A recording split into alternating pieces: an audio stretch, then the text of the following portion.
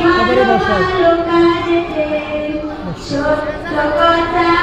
আর সঠিক কাজে চাই কোন দিকে জীবন রাঙাতে